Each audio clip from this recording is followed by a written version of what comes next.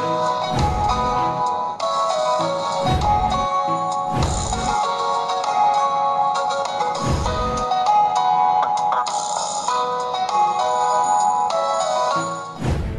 moi je m'appelle M. Ibrahim Traoré. Voilà, donc je suis un des cadres de l'APR au niveau de la commune de Tamba. Donc j'ai à mes côtés mon collègue M. Diagne, qui est aussi professeur au CEM Moriba de Tamba. Alors donc je voudrais vous remercier d'avoir bien voulu répondre à mon invitation pour me prononcer en fait sur la situation actuelle du pays qui découle véritablement donc du report des élections qui devait se tenir le 25 février. Alors, donc moi, en tout cas, Ibrahim Traoré, je marque mon désaccord par rapport quand même à ce report. Vraiment qui fait qu'aujourd'hui, le Sénégal est, si je peux m'exprimer ainsi, est à la main du populaire. Parce que ce que nous ne pouvons pas accepter, c'est d'attendre 24 heures, je pense, avant l'ouverture de la campagne électorale, reporter les élections, ne pas penser à ces milliers de Sénégalais-là qui se sont mobilisés pour véritablement donc, le parrainage de certains candidats. Donc ils étaient 20 et aujourd'hui le président de la République, d'après notamment donc, les arguments qui ont été avancés, il y aurait un candidat qui a une double nationalité.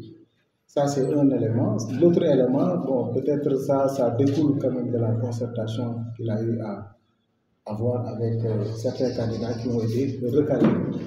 Nous pensons que cela est injuste parce que tout simplement, les candidats qui ont réussi à collecter des parrainages, et derrière chacun de ces candidats, on peut dénombrer le nombre de 40 000, voire 50 000 personnes qui se sont mobilisées pour les aider à réussir le parrainage. Et moi, ce que je n'accepte pas, c'est que c'est comme si on faisait un examen à l'issue duquel des candidats ont réussi haut la main. Peut-être qu'ils sont passés au premier tour et qu'on ait négocié avec les gens qui ont échoué. Donc je pense que cela est anormal et nous avons vu par le passé, c'est le Sénégal qui était là à demander que l'ordre constitutionnel soit rétabli dans certains pays, en l'occurrence le Mali, en l'occurrence Burkina Faso, en l'occurrence le Niger, où on était prêt même à envoyer des contingents militaires pour le rétablissement donc, de l'ordre constitutionnel. Aujourd'hui, nous ne pouvons pas concevoir que le Sénégal se mette dans la même position que ces pays-là qui ont été indexés par le passé. Aujourd'hui, le Sénégal est à la risée, le Sénégal est le sujet de débat véritablement donc, de tous les médias pratiquement de ce monde-là. À chaque fois que vous ouvrez la télé ou bien vous captez une autre scène, on parle du Sénégal. Donc je pense que le Sénégal ne mérite pas cela. Et le président Macky Sall, quand même, a beaucoup fait pour le Sénégal. Il a travaillé, il a bâti, il a construit. Donc nous ne pouvons pas accepter qu'aujourd'hui, vraiment, qu'il garde son image en reportant véritablement donc, ces élections-là. Donc moi, je ne pouvais pas me taire, bien que j'appartenais à ce camp-là. Donc pour être en phase avec ma conscience, donc je préfère au moins faire sortir ce colère-là et marquer ma désapprobation par rapport à cela. Donc ce que nous voulons, c'est que le calendrier républicain soit respecté. Parce qu'à notre sens, les arguments qui ont été avancés nous semblent extrêmement légers pour reporter un rendez-vous aussi capital, un rendez-vous aussi important, un rendez-vous quand même qu'il ne fallait jamais reporter parce que c'est un rendez-vous qui a été protégé par des dispositions constitutionnelles. Hein? Quand on regarde la règle de fixité et la règle de la clause d'éternité, hein? L'intangibilité, donc c'est des dispositions constitutionnelles qu'il ne fallait pas toucher. Et les gens ils sont en train de faire des jeux de mots dont la finalité reste la même, abrogation. Certains parlent de prolongation ou bien de prolongement donc, du mandat du président de la République. Je pense que c'est la même chose. C'est la date qui a été poussée pour 1 an. Nous pensons que cela est injuste, cela est anormal. Et en tout cas, moi, je le décris. Et je le décris également donc, avec plusieurs autres personnes, peut-être aujourd'hui, qui n'ont peut-être pas le courage d'exprimer leur point de vue par rapport à ça. Et l'histoire retiendra cela. Je pense que devant l'injustice, personne ne doit se taire. On doit manifester notre colère, on doit manifester notre désaccord, parce que nous pensons que c'est inédit et c'est inédit. Voilà. Dans votre discours, nous avons entendu dire que vous étiez de la mouvance présidentielle. Où est-ce que vous êtes maintenant? Bon, actuellement, en tout cas, il y a de cela 2 semaines que j'avais tenu une émission avec une radio de la place où je disais que moi, j'avais suspendu toutes mes activités dans ce parti-là. Parce que tout simplement, donc l'horizon était sombre devant moi et que je ne comprenais absolument rien de ce qui se passait. Et lors de cette émission-là, j'ai prédisé l'échec de ce parti-là au niveau de Sarreguemines où je réside, où je sais véritablement donc ce qui se passe ici et ce que les populations se disent. Aujourd'hui, la situation actuelle a aggravé ma position. Au point que j'ai tout suspendu et peut-être dans les jours à venir, je ferai une déclaration pour exprimer véritablement donc, le gel ou bien en tout cas ma démission de ce parti-là. Parce que ce qui s'y passe, quand même, moi, ne m'agrée pas. Actuellement, tout dépend du Conseil constitutionnel. Quel appel à l'endroit de ces 7 sages? En tout cas, ce que nous disons, ce que nous invitons ces sages-là à prendre leurs responsabilités.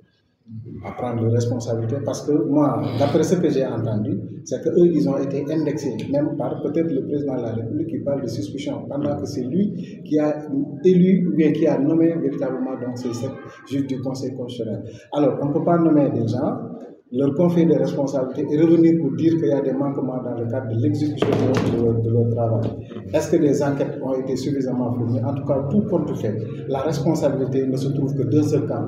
Parce que les élections, on parle de manque d'organisation ou bien de difficultés par rapport à l'organisation où des impairs ont été notés. Mais qui sont à l'origine? Qui a mis ces gens-là à ces positions de responsabilité? Donc, si on doit reprendre le processus, je pense que ces gens-là, ils doivent véritablement céder la place. Parce que les manquements, c'est eux qui sont à l'origine. Il n'y a pas des organes extérieurs qui sont à l'origine de l'organisation de ces élections-là. Donc, tout ce qui tourne autour de l'organisation des élections, si on devait les reporter, ils devraient véritablement sauter. Mais nous invitons en tout cas ces gens-là à prendre leurs responsabilités devant l'histoire. Parce que c'est de grandes personnalités, c'est des gens qui ont marqué l'histoire de ce pays-là. Donc, par rapport à cette situation, ils devraient prendre leurs responsabilités. Parce que si jamais on laisse une Assemblée nationale la possibilité d'interférer dans des décisions ou bien de proposer des lois dont la finalité est de reporter les élections. Donc demain ou après-demain, un autre président qui serait élu avec une majorité à l'Assemblée nationale peut s'amuser parce que la boîte à Pandore a été ouverte. Et là, le Rubicon véritablement donc, sera atteint. Donc nous invitons ces gens-là à prendre leurs responsabilités parce que l'histoire s'est arrêtée au Sénégal et véritablement donc, tout le monde les regarde. Aujourd'hui, ils ont le dernier mot. Donc nous les invitons à prendre les responsabilités pour que l'irréparable ne soit pas commis. À l'endroit du président Macky Sall, vous lui dites quoi? À l'endroit de Macky Sall, moi, l'invite que j'ai, c'est que, en tout cas, ce n'est pas encore trop tard. Ce n'est pas encore trop tard parce que nous jugeons anormal le fait de s'octroyer véritablement 9 mois. 9 mois. Alors, qu'est-ce qu'on fera de ces candidats qui ont reçu le parrainage? On les invitera à reprendre le parrainage, à reprendre l'examen pendant qu'ils ont réussi difficilement, où ils ont passé des nuits et des nuits sans pour autant dormir. Si le processus devrait reprendre, comment on va faire de ces gens-là? Comment on va faire de ces gens-là? En tout cas, nous invitons le président de la République à se ressaisir parce qu'actuellement, rien n'est encore trop tard. C'est un Ibrahima Traoré frustré qui parle. Oui, un Ibrahima Traoré très en colère, très frustré, qui ne peut plus véritablement contenir sa colère. C'est pourquoi quand même je me prononce par rapport à cette situation. Et je ne suis pas le seul. Ils sont nombreux dans le parti à manifester leur colère. Même les habitants de ce quartier-là, avec qui je tisse d'excellentes relations, ils viennent ici pour me dire Ibrahima, c'est trop. Trop, c'est trop. Est-ce que donc vous donnez raison à ceux qui se battent dans la rue pour exiger le respect du calendrier? Évidemment, donc le respect du calendrier quand même est une exigence. C'est un droit qu'il réclame. C'est le respect d'une disposition ou d'une certaine disposition du Conseil constitutionnel véritablement donc qu'il invite à ce que ça soit respecté. Et nous invitons également les forces de l'ordre à être beaucoup plus gentils avec les populations parce qu'ils réclament leurs droits. Ils ont été touchés dans leur chair. Et c'est tout à fait normal que les gens sortent pour exprimer véritablement donc leur colère. Donc nous leur invitons à plus de flexibilité, à beaucoup plus de gentillesse par rapport à ces frères et sœurs-là qui sortent uniquement pour inviter le président de la République à respecter véritablement les dispositions de la Les actes à la mobilisation lancés souvent par l'opposition au niveau national ne sont pas suivis à Tamba. Bon, ne sont parce que les gens, ils ont peur. Les gens, ils préfèrent ruminer leur colère chez eux ou bien entre amis. Mais ils sont nombreux quand même à ne pas partager véritablement à ne pas partager véritablement donc ce qui se passe. Mais peut-être eux, ils ont pris l'option de ne pas sortir. Parce que ceux qui avaient essayé de sortir, on a vu le sort. Ils sont en prison, ils sont emprisonnés pour des questions extrêmement légères. Donc peut-être c'est ça qui attise la peur. Mais en tout cas, je sais que les gens là, quand on leur invite dans les urnes, ils vont s'exprimer et les gens verront cela parce qu'ils ne sont pas contents. Voilà.